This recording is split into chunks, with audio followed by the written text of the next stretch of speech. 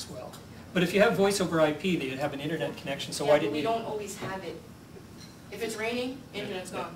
Yeah. If it's stormy, internet's gone. Because this particular unit will work with internet as well, and so if you've got voice over IP, it would probably be better just to get the internet model as opposed to the phone model. Like this summer alone, we had at least 24 days without anything. So then they can't get their license. Yeah. Technically, right? Because we're not allowed to. Yep. So I think what you want to do is advise as many customers as possible to use the internet before they come up then. Yeah, but what happens, we got a lot of old guys that don't use the computers. Well, you know, that's something you're just going to have to work out. Those guys are all right. Like we have guys, He was one of them. They're in their 80s. Yeah, right, I'm proud of it too. I'm an old guy and I use a computer, so you know. Anyway, this is the VariFone POS unit. As I mentioned, it works on both the phone and the internet, and it can be switched. You just have to go through the help desk to do that switch. Because it's such a small unit and because I can't plug it into the screen, what I've done is I've taken some screen captures to take you through a transaction like you would see it as an issuer. So the next one. So the first thing you'll see, and later on you can come up and actually see the unit in operation, is this screen here that picks whether you want to do a sale, whether you want to issue a duplicate. So this is where that person forgot their outdoors card. You can issue them a duplicate outdoors card. Or you void a license or reprint if the printer was jammed or having problems. So that's your first step. You choose what you want to do. So here I choose sale. If you want to have different clerks have their own ID number, you can set it up with a Clerk ID. So this particular machine is set up with a Clerk ID. So you can actually, and this is more for back, it will give you a 3-digit code for every license. And you'll actually get a little card that's about the size of one of those cards, that advertising cards or so on, which has a list of the licenses and the 3-digit codes. In talking to other jurisdictions that have done this, most issuers sell a range of maybe 10 different licenses, 10, 12 different licenses. You'll find your staff memorize the appropriate 3-digit codes within about 3 or 4 weeks. And then it's just a matter of banging in the 3-digit code. It pulls up the license. In this case, it's the same one we bought before, a conservation 8-day license. But by the code, and that's just to speed up the process. Because this is going across the telephone line, it tends to be a little slower. So the company has done whatever they can to speed up the process. So next. So then you enter the start date, so it's going to do the same sort of thing. You enter the start date. When it prints out the license, it will actually print out the end date. Asks if you want another privilege. In this particular case, we're going to say no. And that process, so it tells you exactly how much it's going to be, and then it says process or cancel a transaction. So you can then cancel a transaction, go back and start again. It's dialing out, and it will tell you it's transmitting, and then you'll notice the price changed, and the reason was I was using a camera I wasn't familiar with, and I lost the last 2 photos in the sequence, so I cheated and used ones I had from elsewhere. So if anybody was really sharp, they'll notice the license just got about $8 more expensive. And it's a different license. But okay, so if you hit print, then this is what happens. The licenses print out of the system. The receipt, which has that information on it, prints out of the VariFone unit. If you want a second receipt, so if you want to be able to give one to the customer, you have the option of printing a second receipt. The licenses, and I've got some over here, are printed on this stock. It's a very durable stock, just like the same stock we use for game seals now. As a matter of fact, for some of the game seals, the ones that aren't associated with the big game draws, that will be what you print out of the system. So you can actually print your turkey seal or your wolf coyote seal or whatever right out of the system, bang, give it to the customer there. For the ones that are associated with a big game draw, they'll actually be mailed afterwards, because we're going to be printing the val tags right on the game seal now. So rather than have a little sticky val tag that goes on the game seal, it will be printed on the game seal and mailed to the customer. So once again, changing our business processes to take advantage of what the system gives us. Now, for example, for a moose hunter who had, you get a moose hunter and purchase license through the point of sale system, what if they have a validation tag? Where does the validation tag go for a bull or a cow, for example? Well, no, the val tag will actually be printed on the seal. So they can't do theirs. We're issued ours, is that all gonna Yeah, change? well, Because that- we're out, like the ones that were allocated. as Okay, yeah, oh, outfitters, you're, right? oh, So the we're outfitter allocated. tags, yeah, Yeah. that's gonna be a different process, and you actually will have a sticker that goes on. Okay. I'm talking about residents where it's actually printed on. The outfitters is an entirely different game, and we've got to do that a different way. So basically, that's the process with that. That then is automatically recorded in the system. If you don't void it, then you're going to be charged for that particular license. If you void it, and that's what the licenses will look like, a little bit bigger. If you void it, then what you'll have to do is print void on the license and then send it back to the ministry within a month. If you print void, send it back to the ministry within a month, you won't be charged. If you don't, or you don't have a good reason why you don't, you will be charged. And that's just the way the process will work. So that's basically the process at an issuer. Mel? Initially, in your very earliest presentations, you mentioned to us that the computerized system we're going to be using would have the capability of storing licenses even though they weren't paid for because of power outages or system down. Yeah. Where are we with that now? We looked at that, and enforcement was not at all happy with it. And other jurisdictions that have had it said that they wouldn't do that. So we decided not to take advantage of that functionality within the system. So we're going to have to monitor that, just see how things work. So far, the ones that we've had out in the pilot, we haven't had any problems, and there's a couple in northwestern Ontario. But we'll just have to monitor it and see how it works. And it may be that we'll have to make a deal with enforcement that they are enforcing a little bit more leniently if they know the power is out or something. But when we talked to other jurisdictions that had done it, they said that it was nothing but trouble using that particular functionality. Hugh, you had a question, I think? No, you had your hand up, didn't you? No. He's just waving at you. Oh, he's just waving at me, okay. Well, you were mentioning civil servants. And someone once told me, I don't know why they call because you're neither. That's a lighthearted joke for the afternoon. Actually, earlier in my career, in another life, I did a movie with Don Herron, and he used to call us sniveling serpents. Yes. And just to clarify on that, then, where would it lose data? Would it just be if you're partway through a sale and you had a power outage? Yes. Yeah, Okay, so it'd be a good idea to have a UPS on it. yeah, yeah.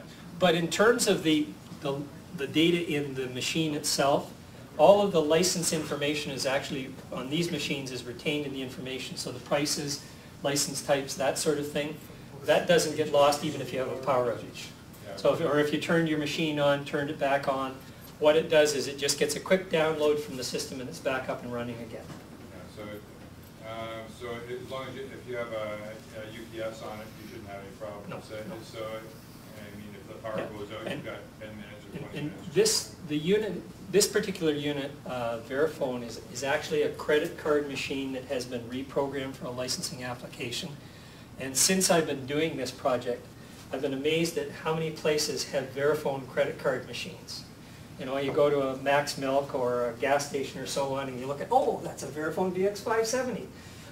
So it is a really popular machine, and it's a really reliable machine. The company that we're dealing with is a company called Active Outdoors. They've been doing this for about 15 years now, automating licenses. They're on their 3rd generation of Verifone equipment, and they find them very, very reliable and very robust. Well, I guess you're next. I didn't see if maybe we passed by it or not, but are we swiping credit cards? Yes, you can swipe the outdoors Outside, card. or do you have to hand enter?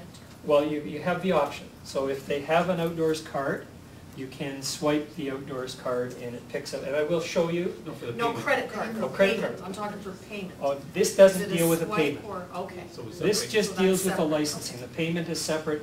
You can accept cash, whatever. Okay. This doesn't deal with that. The machine itself, you were saying about the machine being either internet or telephone. Yeah. So it's the same machine, they can be switched back and forth? Yeah, but what you have to get is you have to get a new download, so you actually have to call the help desk at Active Outdoors and they work you through the new download. So it's probably a 10-minute process or so to switch back and forth. It isn't automatic like some credit card machines where they just go one or the other. you actually have to do a physical process and download. But if you have a problem with one or the other, you could switch. You could switch it, Possible yes, switch yeah. over. And they have both of those options. Or you can order it telephone, or you can order it IP is how we're going to do it. So, yep.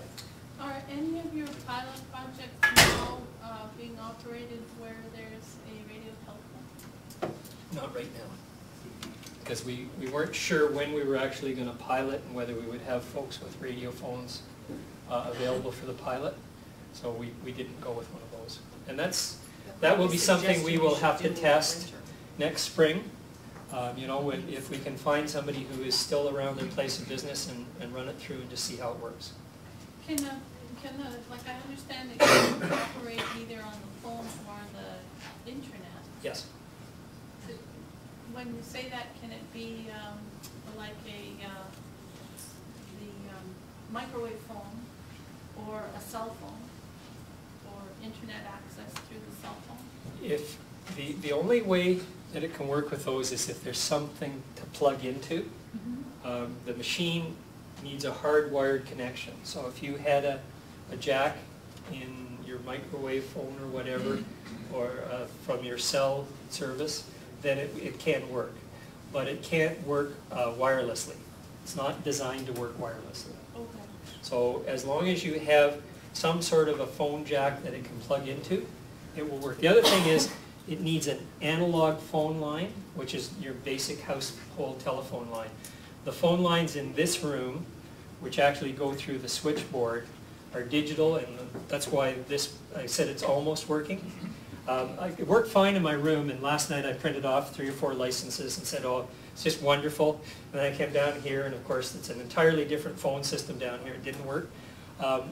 Pretty well everybody has an analog line, unless you've got a business where you've got like 40 phones and it all runs through a switchboard and so on. So that's something else to test as well. Yep.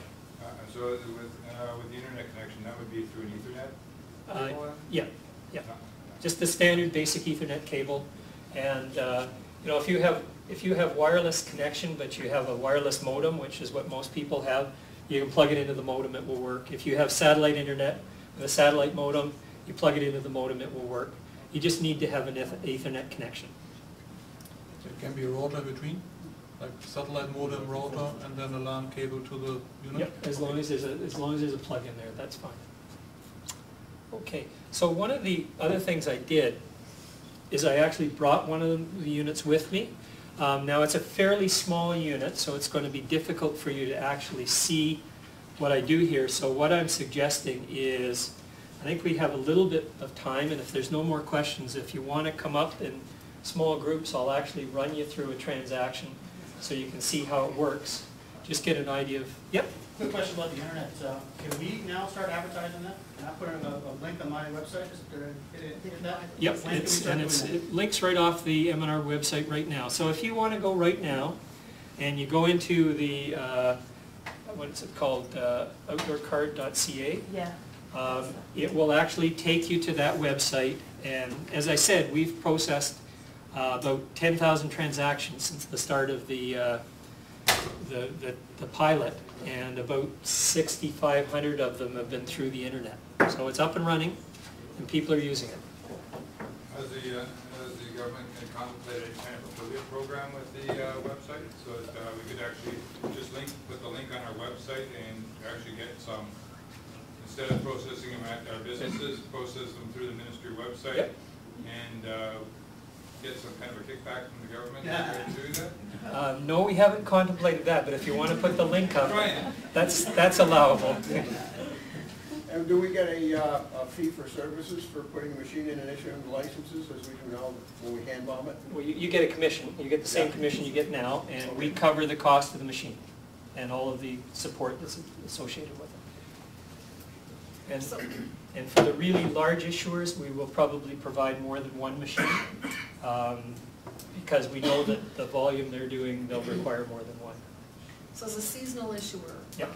there's not, like, they're not going to be, we've been issuing for years, Yep. you know, same as Sister and stuff like that, so we're gonna continue to be issuers, you're not picking and choosing and being more selective, you're not providing Right now. any less machines than our any- licensed no. issuers now, and even though we're seasonal, is this machine gonna be able to be left in the lodge over Yeah, winter? as long as you have- Do we bring it out so it doesn't get cold, what do we do?